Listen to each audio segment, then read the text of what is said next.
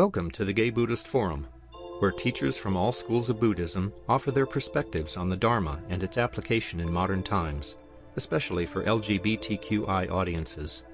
These talks are offered freely to the world and made possible by appreciative listeners. If you would like to support our efforts to share the Dharma with underserved audiences, please visit gaybuddhist.org. There you can donate, find a list of upcoming speakers, or enjoy many hundreds of these recorded talks dating back to 1996.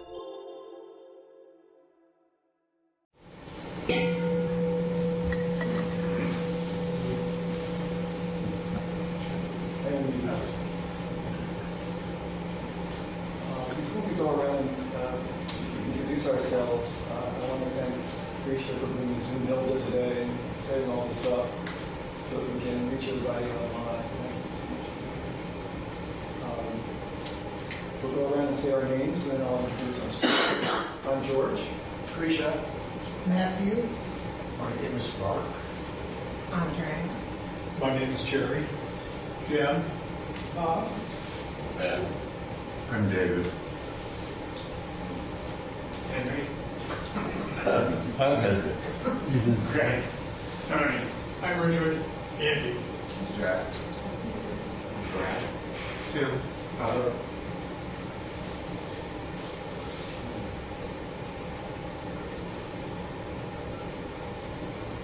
Thanks to this, I can introduce our speaker.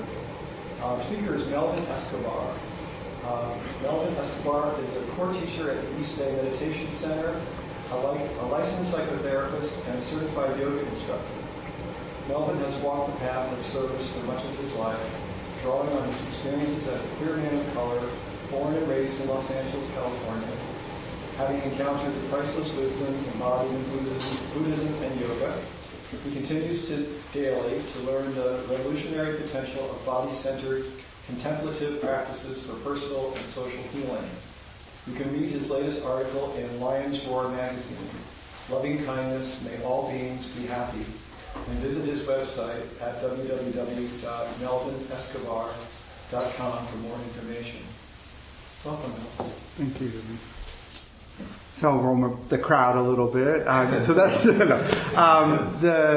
there's another more recent. This is a humble brag in Lion's Roar on mindful breathing. That's the latest article that I got to. Well, my husband he's a great editor, and I finally asked after bickering over the years, Lion's Roar to have him listed as a co-author. And it's on mindful breathing. It's a pretty fun article, if I do say so myself. It's fun to hear the stories that we've been through, that we've survived. And the story, without giving too much away, is about me learning or not learning how to swim at 12 years old. And barely surviving that lesson. So I'm really grateful to be here. I'm looking over to the Zoom folks. Thanks for helping, and the folks here in person, and for co-creating this Sangha. The image I have, there's a poet, Borges, Jose Luis Borges. Many of you have heard his name, and he says, "We build sandcastles knowing that the ocean is going to wash it away. Build anyway," I think is the whole poem.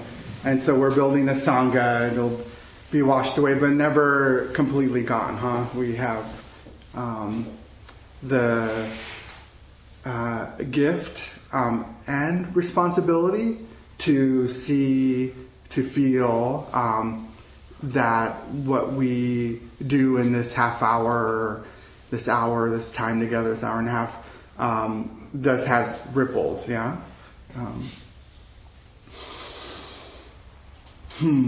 So before I go on an anxiety train, thinking about that, at least that's where my mind went, I want to just share the topic that I have in mind for today. And it's, if we were to title this talk, it's Remembering Refuge.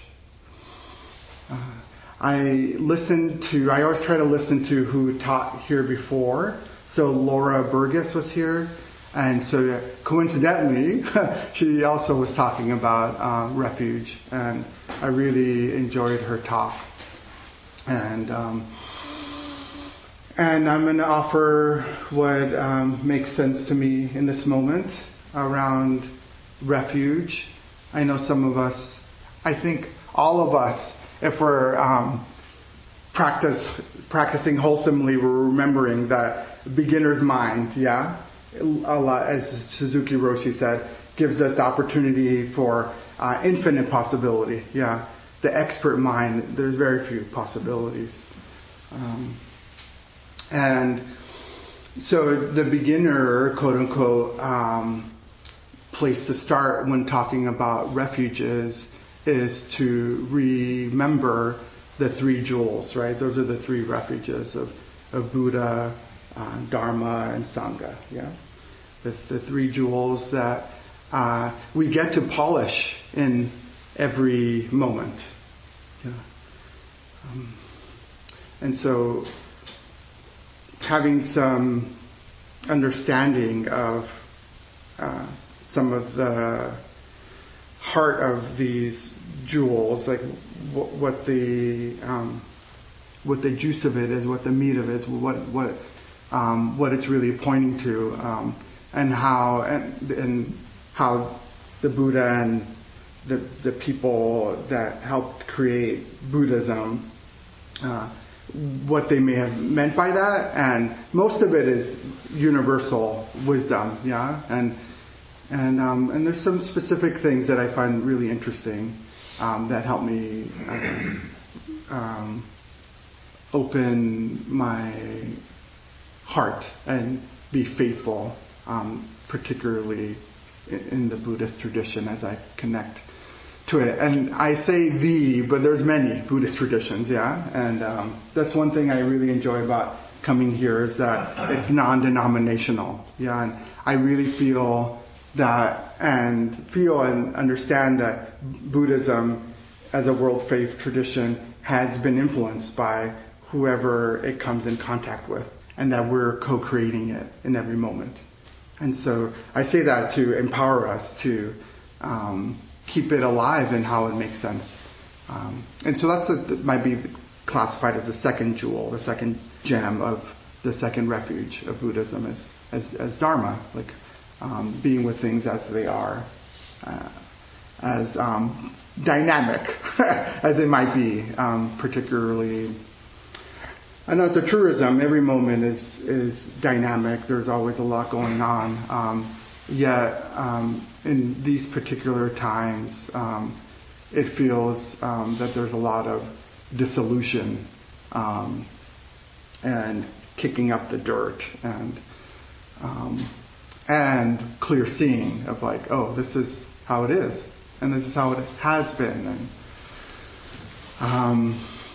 and I stop with saying this is where it's going because we actually don't know on this ultimate level. The ultimate level, and this is somewhere to take refuge in the Dharma, we know that things will change, that things that we perceive as permanent aren't, that anything that's conditioned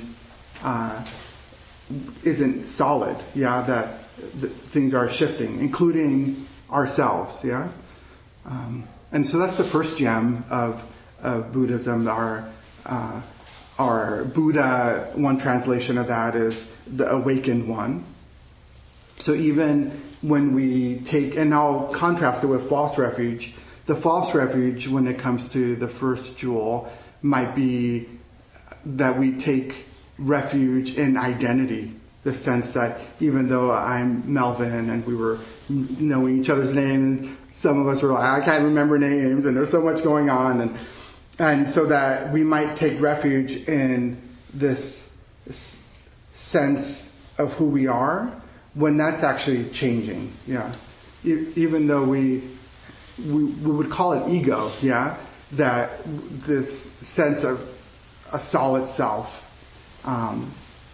and that our true essence, this first jewel calls us into the truth of our essence and who we really are.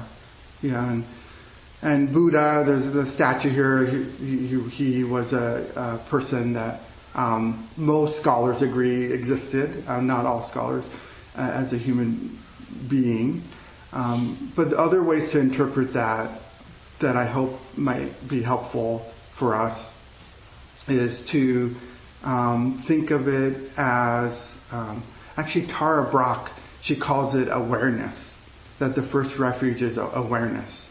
So instead of Buddha nature, and sometimes I get ensnarled with my pushing against like patriarchy, and it's like, I don't want to be like, this is this man I have to aspire to. So like awareness or awakenedness or kindness, love, compassion, these kind of, to start to think of like a pureness, and not that.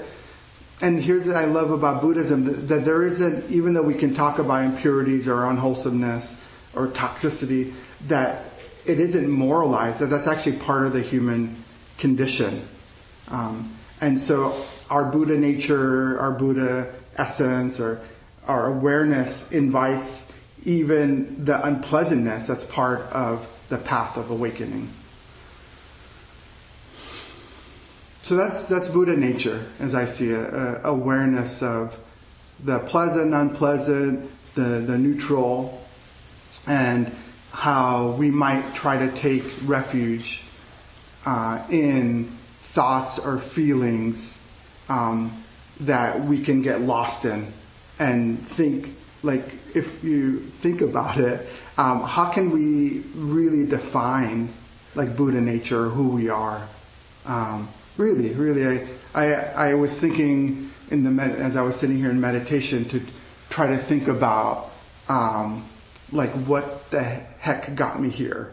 We were talking about, I lived in Montreal for graduate school, and we were talking about your parents living in Montreal, and then to start to make visible the invisible connections that we all have, huh? And that might be a Buddha nature way of looking at things, this interconnection that we actually have a lot more in common than not, you know, and including the traumas, yeah, and this is where identity can snarl us, to use a kind of a. Is when we start to over-identify with the traumatic parts of our story, yeah? When we start to say, like, this is who I am, and because those experiences are so formative and happen to all of us at a young time in our lives, and so we start to, and this is the both and of the refuge, of seeking refuge, in that identifying with things that happened, or even our LGBTQIA+, even those identities, like they become a site of resistance and of reclaiming, like who we are, like our humanity, and they can be subject to erasure or change. You know, the I'll bring up American politics for just a second. I won't open this, but just having letters erased from the White House, I can see we're very in touch with the headlines, yeah.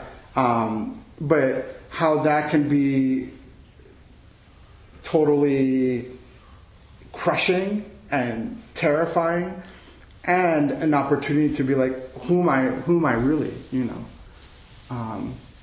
And an invitation to be in Sangha, which is the third jewel, to be around other people where we don't have to explain these things as an attempt to be humanized, right? Yeah, so I think it's important to talk about false refuges, because I just recalled a false refuge of looking at news headlines for a sense of certainty, right? Particularly in legacy media. As I was going to sleep last night and preparing for my talk today, I thought about 11-year-old me reading the New York Times. I wanted to be a meteorologist, a weatherman, and how I read the Times and how beautiful the writing was just about the weather, and how I personally I am not taking refuge in the headlines anymore. I don't feel that I can trust in that. And like anything, it's not either or. If it gets me in touch with not trusting, then that is the path. Yeah. The path being, as a Buddhist word, is sati, S-A-T-I. Yeah, the remembering. Right? So this is the title, Remembering Refuge. And so the remembering is usually translated as mindfulness. Yeah. But some of the etymology of that word is to remember, so to come back, like, okay, I'm here. I think of remembering as like sewing us up, right? Our attention are going all these different places. And so to remember to slow down and to come back. Yeah.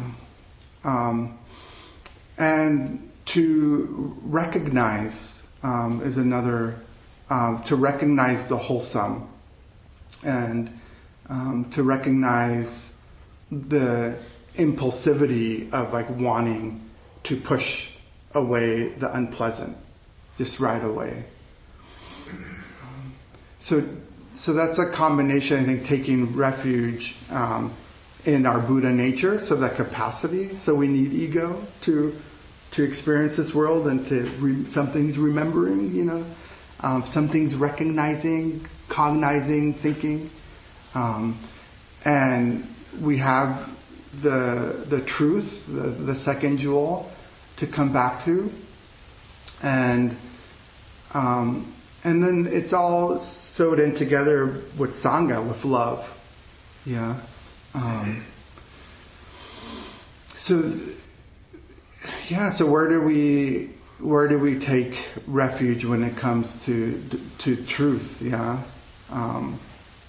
And I know that I can get caught in absorbing a lot of knowledge and information as a way to feel that I am taking refuge in truth and in Dharma. And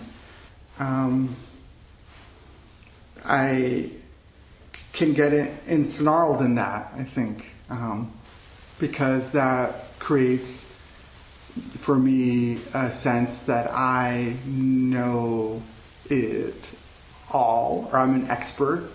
Yeah, and then so that ends up othering, right? Then it's like, oh, they actually don't know, because I know, and here are all the receipts, that sort of thing, and that I've read, all these things, and that could be, if I get lost in those thoughts and feelings, that can lead to the illusion, the delusion of separateness, that whatever is out there is somehow I'm immune to it, and that I know better, right? And especially being conditioned as a man, that my rugged individualism and my intellect, and not feeling any feelings except righteousness or anger, right? That's the only feelings a lot of us are, conditioned to, that are socially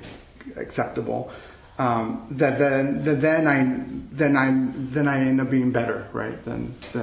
Or it's with the disease of it, or the delusion of it is separateness. Yeah, that somehow there's a separate self, and that can be really dangerous. I mean, and we're facing that politically right now, right? The moment that we, as a society, start to other people, which has been, the country's founded on it in some deep ways.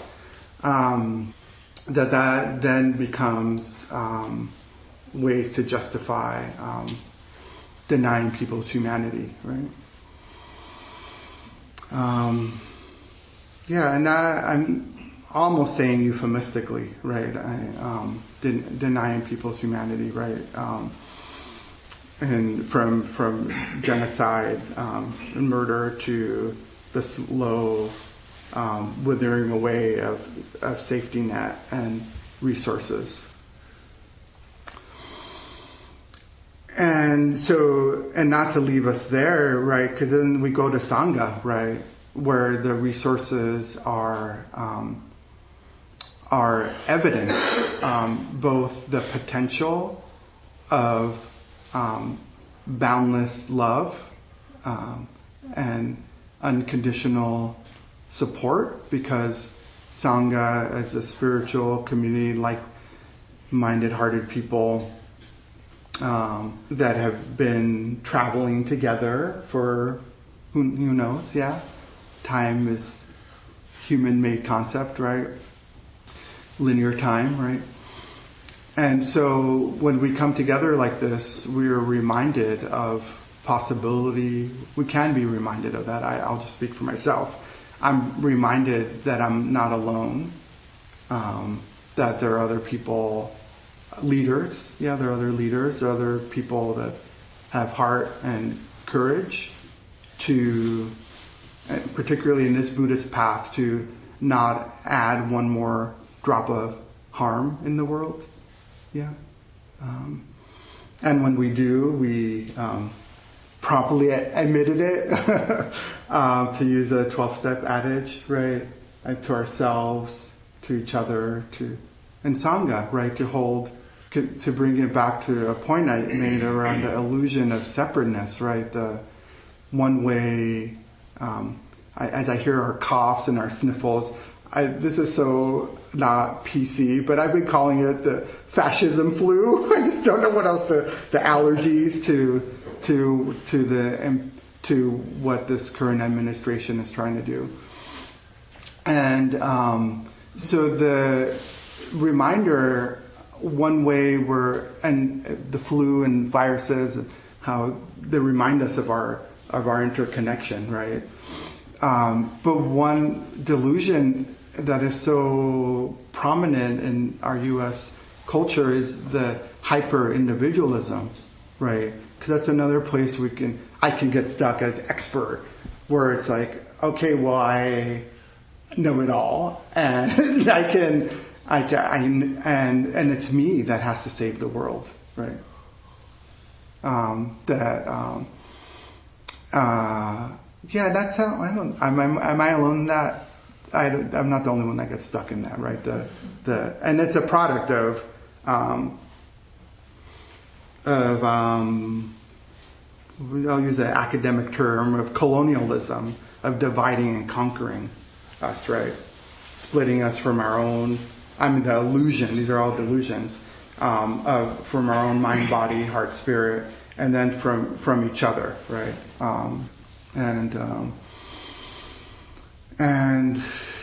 I take heart, and when I bring up viruses, I take heart that we have survived other pandemics, right?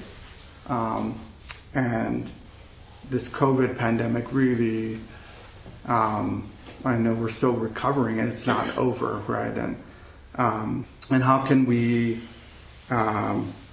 bring a warm light of awareness to the other interconnections here in Sangha, and then transpersonally and ancestrally, to remind ourselves of the resilience and love that has always got us through. And that's a question, like how do how do we practice that? Remember, right? Remind each other, and so. Yeah, so that question, to add another question, and I think I'll turn it over to you all, like, how do we, I just want to answer one of the questions. Remembering is like a daily moment-to-moment practice, right? To really, and it becomes a act of resistance, persistence, of remembering who we really are, you know. And a lot of it gets to be in the container of creativity as an antidote to the trauma of being told we're separate from ourselves, right? So that I'm just answering that. But in terms of practice is it's aspirational, right? Because we never get there, right? We're practicing. And bringing compassion to the well-worn grooves of unwholesome kind of addictive behaviors, because that's another place we attempt to take true refuge in, is through addictive behaviors. Yeah, some of them are socially condoned in our society, some of them are moralized, and so we know that harm reduction becomes what we're aspiring to, right? And so aspirations, like, what are we breathing life into? That's respira is a Latin etymology of aspire, aspiration. So that's the question I'm going to leave us with. Like, what refuges are we breathing life into? You know, it could be the false refuges, you know, or but really just like, what are we wanting to breathe into? You know. And what are we or what are we aspiring to take refuge in? Yeah, if the breathing doesn't, it's just my mind. I have no filter, which hopefully makes me good enough to do this Dharma teaching stuff. But I'm thinking of the big bad wolf and like blowing the house down. So I'm like breathing. Maybe that's some of like blowing away some of the structures that don't work for us, right? That, you know. But like, yeah, what are we aspiring? Just to come back to this question as an opportunity to reflect in the whole Sangha here. What are we aspiring to take refuge in? Yeah. And I'm thinking I would love to hear from a word or two or a sentence from each of us, if we have that time, so that we can share and take. And it's a form of taking refuge in someone else's Buddha nature, because we're such a special opportunity to be with each other, that we are on the path. You know, how many times have I tried to take refuge in people that aren't on a spiritual path, right? That's definitely red flag, like false refuge. I would love to share in that with each other, to share what we're aspiring to take refuge in. And the encouragement is to like listen to what your body says, like, you know, and not to have like the perfect answer, because that's another false refuge, is perfectionism, right? Like, if I'm just perfect, then I won't suffer, you know, or if I have my politics perfect, if I have my spiritual practices perfect, right? That's an illusion, because things are always changing, right? So that's another false refuge. Okay, I'm going to turn it over to the rest of us if we have the time. Yeah. 10 or 15 minutes. Okay, that's enough time for each person to say a word or two. It's okay to pass, or a sentence. Like, what are you aspiring to take? And I almost said hope, but hope is kind of funny in Buddhism. It's a form of attachment. It's like, can be. You're like, I hope, you know. So just like the inclining the heart and the mind, aspiring. Stephen, I'll start with you, Stephen. Yeah, I mean Henry. Sorry. And then we'll go around. Yes. Can you say the question again? Yeah. What are you aspiring to take refuge in?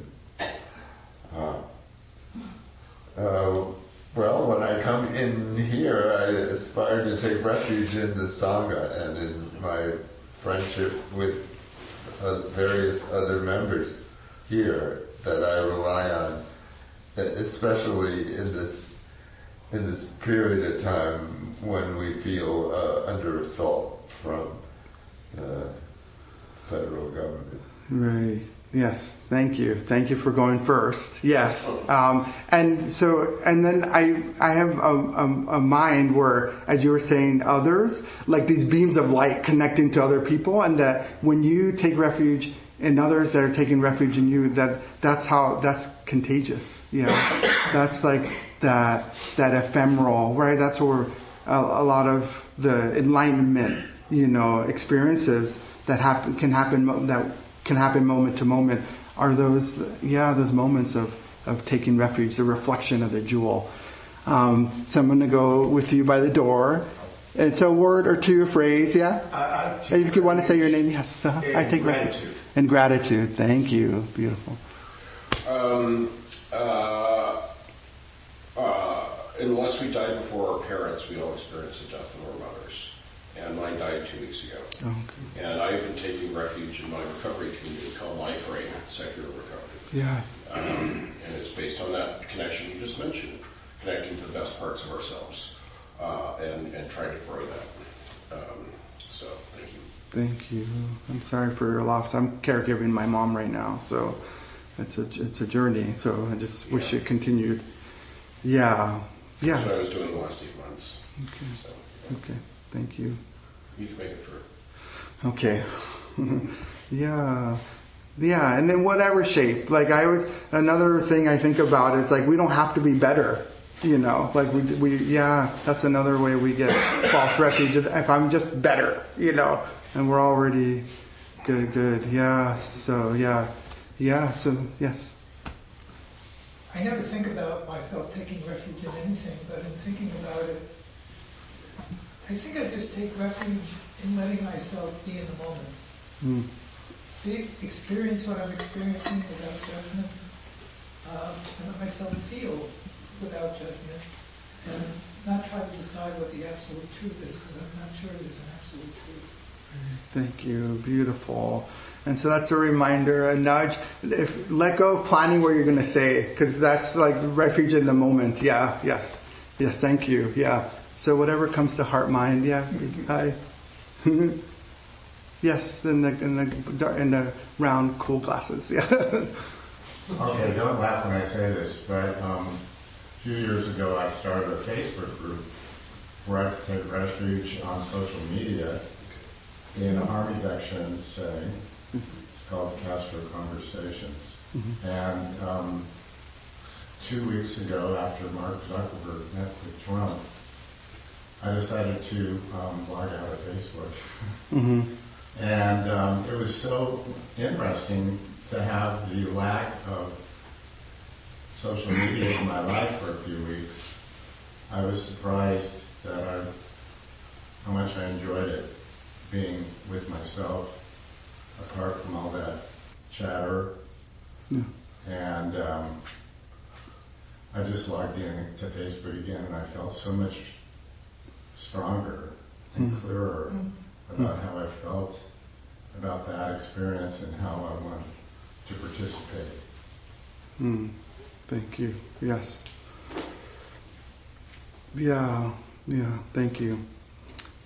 Okay. Yes. Self-acceptance. Self-acceptance. Thank you. So in front. I am aspiring to take refuge in acceptance of what is, just as it is, and not having to have things be how I want them to be. And to find peace in that. Yeah. Thank you. Yes. So we'll just zigzag. Yeah, I'll go open it. Yeah. I'll go with presence. Just not to worry too much about the past and thinking too much about the future. Okay, so not worrying too much for the past and not thinking too much for the future. Presence. Yeah.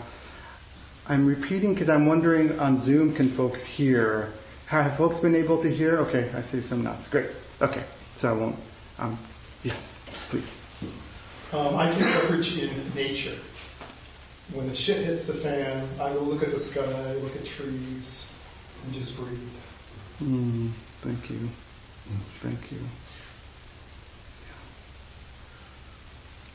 I would say I take refuge in knowing that everything changes, and this is not forever, and really be in the moment and make the best of it, and take comfort with Sangha and friends, and this is the only life I have, and I'm not going to spend it crazed all the time about our crazy government. So, Thank you. Andrea. I think I take refuge in the people that I've let know see me, and the ones that I see, and the ones that have been the witness to my life, and the wisdom they bring me, which is humility, and I guess just seeing what else is possible in a day. They help me frame my reality a little different when I'm going down an old rabbit hole. And in Sangha and in my 12-step programs. Thank you. I take refuge in this Sangha and the like-minded community of people that attend, and take refuge in knowing that in 4 years they'll be a completely different outlook from our community. It's only a matter of time. Thank you. Yes. Okay, thank you. I think about this a lot, about how I'm going to navigate the next 4 years. I was telling people my plan for this 2025 is just to think of it as an extremely long intermission between Wicked Parts 1 and 2.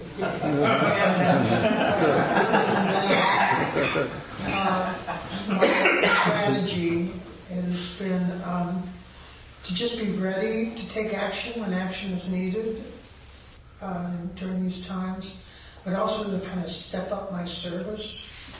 At the same time, just seeing what are other ways that I can make my community a better place. So, and a lot of it has always it's always around the 4 divine abodes, the Brahma Viharas, and how can I step up my loving kindness? How can I step up my compassion? How can I step up my generosity? And how can I keep calm throughout all of it? Yeah, beautiful. Thank you. Yeah, I love. Immeasurables. I love that translation of those. And the more we practice, the more we realize we have. Yeah, and we can share. Yeah. Yeah. And then service, like who's serving who, like that we're in this together. Yeah. Thank you. Thank you. Yes. So I usually go back to basics for refuge. And so I cook all the time, and I work as a gardener in spring. So I like to say the plants give back, and it's not just me enjoying them. It's a two-way thing. Yeah. Thank you. Yeah. I guess I have many sanghas I take refuge in. This one, 12-step communities, my education community. I'm so grateful for that. And I've seen about my family as a refuge. But my family has those others in it. And so I guess I'm aspiring to begin with my families, to have compassion and stop my othering. I don't like how I'm othered at, and I don't want to be the othered person. How can we really, maybe I'm trying to take refuge in the interconnectedness of everyone. It's difficult right now. Yeah. Thank you. Yeah. Yeah, so. I think I'm taking refuge in spending time with and connecting with friends and coworkers that are like-minded and kind, sympathetic, generous people. Thank you. Yeah. I think I'm taking refuge in metta practice, kind of in light of supporting my husband who's feeling chronic pain. Yeah. Thank you. Yeah. Yes. So, yeah. I have no idea what to say. So fortunately, this is a good answer for me, is that I take refuge in practice. Great, thank you. And me next, or yes, please, and then we'll warm up people, and we'll just call on the people online, and then yeah. Even though it's inconvenient, I love the rain. Having been a gardener for 40 years and retired recently, wet winters always make me happy because the hills turn green after being brown and go golden for a while and then brown for a while. So it was wonderful to have the rain in November and December, and then I was sad because I was sick the whole month of January and there was no rain. It was dry. Lovely to see the sunshine and see a few things bloom, but it's really nice since we're in the rainy season to have the rain back. The air is fresher, the streets are cleaner, and everything that's green is smiling to me right now. So that's my refuge at the moment. Thank you. Thank you. Can you see all those names? Richard. Yes, please. I think that I take refuge mostly in my daily devotional readings and what comes up for those readings. I seek refuge in my teacher who has gone on from this life and attempt to listen to what he says to me in the readings, and also in the practice of equanimity. I think it helps me to combat othering by practicing equanimity. Thank you, Richard. And then Ricky. I've been feeling really reactive, and so I aspire to take refuge in equanimity, which may just look like putting my phone down sometimes. Yeah, thank you. Yeah. Okay, thank Gary. Is that right? Hi. I want to thank you for asking the question. It helped me to focus. I think what I'm trying to do these days is to befriend myself a little more. And I notice that when I sit on my cushion for a half hour, primarily, I'm trying to practice befriending myself just a bit more. Thank you. Okay, Steve. Steve, if you want to go, you might be frozen or not there. We'll come back to you, Steve. Danielle.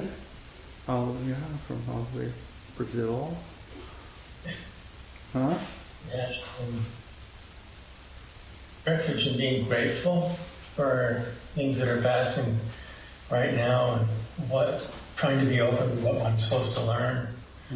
I'm the only USAN within 60 kilometers of where I live, and I find myself feeling burdened by, are you one of them or are you not, and all that stuff. So it's really an interesting time to be here. So I'm really grateful. So I'm doing a lot of metta. That's what's happening here. Mm-hmm. Wonderful. Thanks for the question. Good to see you, Melvin. Good to see you too. Yeah. Okay, Christian? Yes, thank you for asking the question. I think for me, I take refuge in this Sangha and also a couple of other groups that I meditate with every week. And I think I also take refuge in relieving suffering of my cat. Or perceived suffering by brushing him and making him feel good. Thank you. Tyler? Yeah. If you like. Thank you. Yeah, I've been recently trying to lean into interbeing and compassion a lot more. Just seeing our interconnection and how we all actually depend on each other, and even when we don't like each other. Thank you. Yeah. Yeah. Kevin?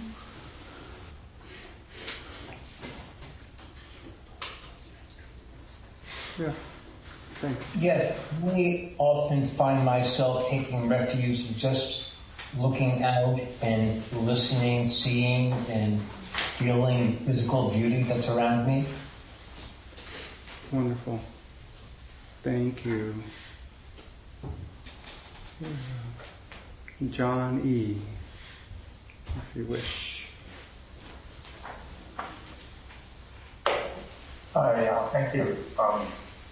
Been a heartwarming morning.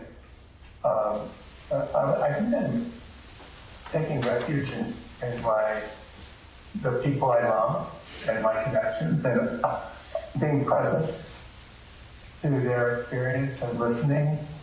And also, this morning has been wonderful because I think I also find refuge in others' refuges. It kind of opens my heart when I hear other people talk about where they take refuge, and then I say, oh yeah, I forgot about that. Mm-hmm. I need to be reminded, and others, loved ones and Sangha people help me do that. Yeah. Yes. The sati, the remembering. Yeah. Thank you, John. Yeah. And then who's next on the Frisco? Okay.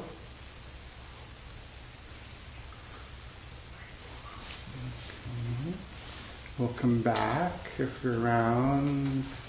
Samuel.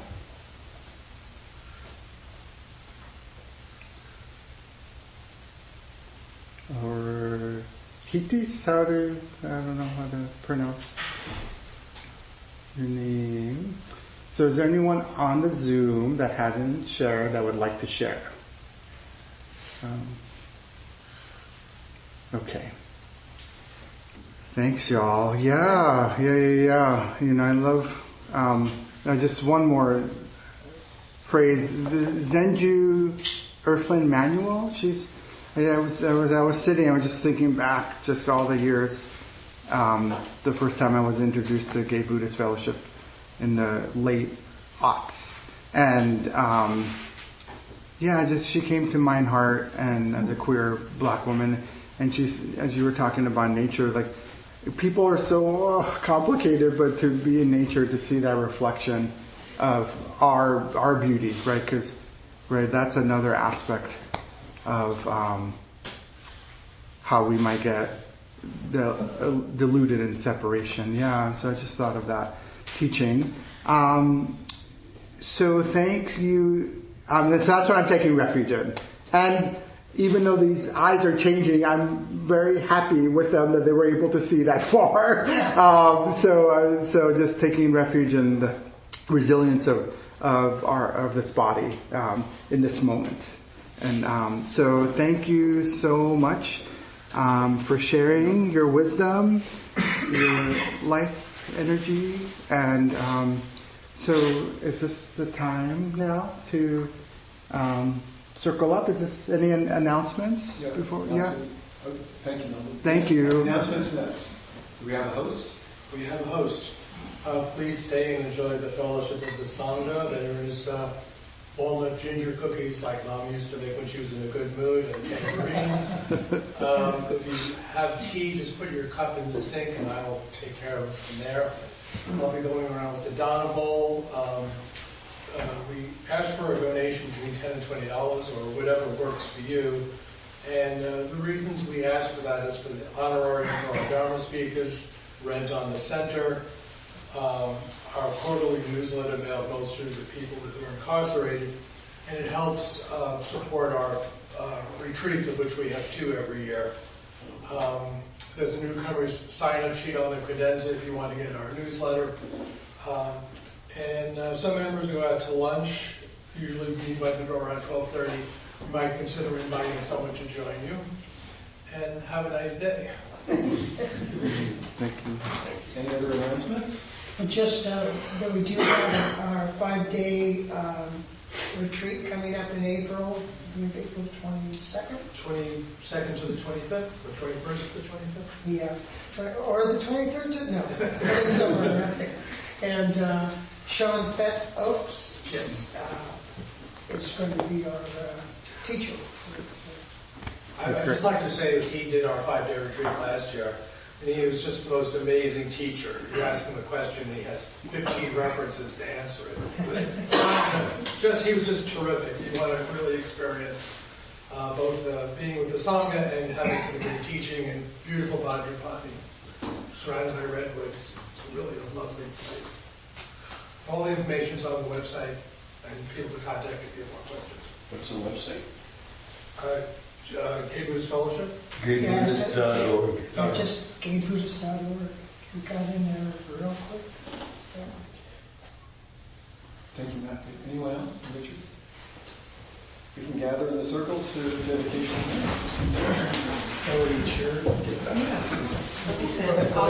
Oh, okay. I was going to give you a weight on that.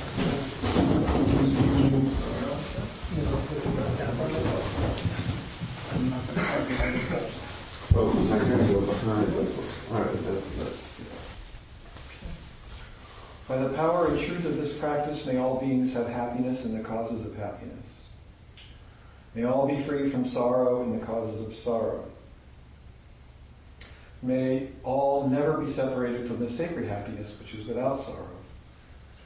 And may all live in equanimity, without too much attachment or too much aversion, believing in the equality of all that lives.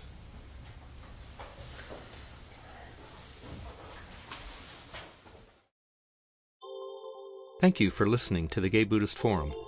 If you would like to hear several new talks per month and be notified of upcoming speakers so you can participate live, please subscribe to this podcast, like us on Facebook, and join our mailing list by visiting gaybuddhist.org.